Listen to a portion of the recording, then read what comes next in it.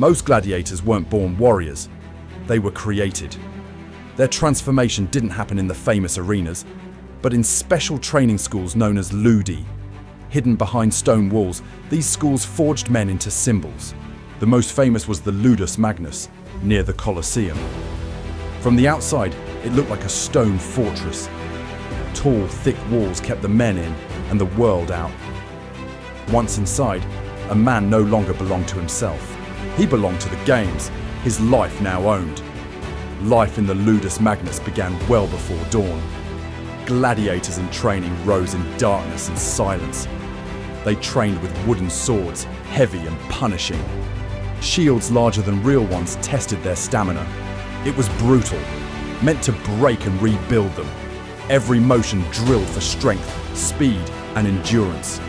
But fighting alone wasn't enough for Rome's crowds. Gladiators were also performers, actors of violence. They learned how to fall, how to sell pain. A good gladiator made bloodshed look beautiful. The people wanted drama, not just death. Trainers were called doctors, many once gladiators themselves. They survived the arena and now forged new killers. Lessons were harsh. Rules were enforced without mercy. Mistakes brought punishment. Discipline was absolute. Meals were simple, mostly barley, beans and fruit. Meat was rare, sometimes a reward for effort. This diet built lean muscle, not bulk.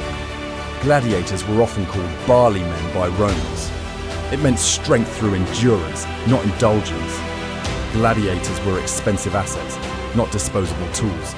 Owners paid for doctors to treat wounds. Masseurs worked sore limbs after long training. They weren't cared for out of kindness. Their value depended on how well they fought. Mock battles were part of training life. Some were tests, others for private audiences. Patrons watched and judged silently from the side. Only the promising ones earned real combat. A first fight was like a graduation ceremony. Not all would reach that final test. Inside the school, bonds were built from suffering. Men lived, ate, and bled beside one another. Sometimes they fought their own companions. Friendship was rare. Respect was sacred. Mutual hardship made enemies into something more. Not every ludus was the same across Rome. Some were cruel and dirty, others political and elite, but all shared a single goal: create entertainment. Warriors to thrill the crowd or die trying. Evenings brought silence and quiet reflection. Some prayed to gods they no longer trusted. Others wrote home, unsure their words would arrive. Some simply lay still, waiting for the morning. And morning always came with sound and pain. Sandals scraped stone as drills began anew. Weapons clashed in cold, dusty courtyards. Orders barked, sweat poured, bruises deepened. A day in the ludus never offered mercy. From this furnace came names history would remember. Spiculus, beloved by Emperor Nero himself. Flamma, who turned down freedom to keep fighting. Crixus, who turned his skills into rebellion. But for every name, 100 went unknown. Men who bled the same and died the same. Their sacrifice filled the silence between cheers.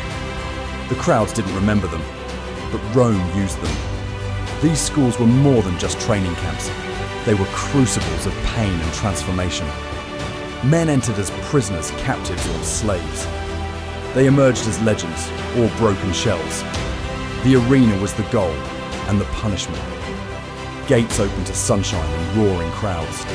When a man stepped into that light, he became something more than himself.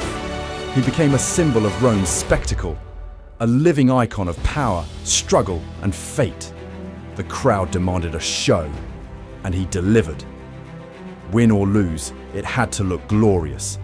Every move, every cut had to entertain. The games were not just contests, they were stories. The crowd wanted emotion, drama, meaning, and gladiators were the storytellers with blades. For Rome, their suffering was a public gift. Glory for the winners, pity for the fallen. Yet even the fallen played their role well. They died with drama, for honor, and spectacle. Their deaths fed the Empire's hunger for thrill. Their lives were coins in the Empire's purse.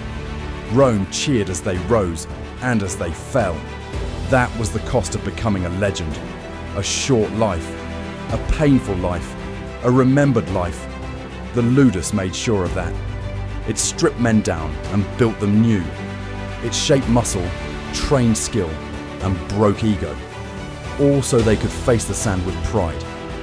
The arena waited with sunlight and steel. It welcomed the brave, the desperate, the lost.